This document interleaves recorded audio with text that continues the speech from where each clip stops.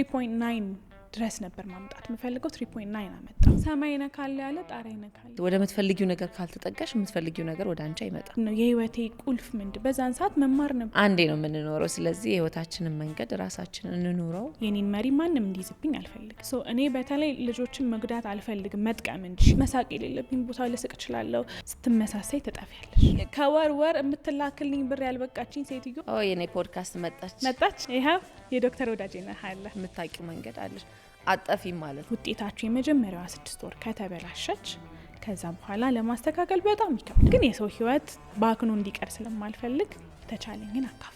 የፍቅር ጓደኛለሽ አድግ ያለው ብለሽኛል። ፊቴን አልነበረም የዛን ጊዜ የተጠቀምኩት፣ ጭንቅላቴን ነበር። ብቸኛ መሆን መሰለኝና ከብዙ ሰዎች ጋር ጓደኛ ሆንኩኝ እንጂ መውደቅ አስፈራ። በጣም ነበር ትምህርት የምወደው። ሙሉ ሰውነቴን ያሳክከኛል፣ ያብጣል። ግን እድሜ ጸጋ ነው እንላለን። ተመስገን እያልን አያሉ እግዚአብሔር መኖር አለበት።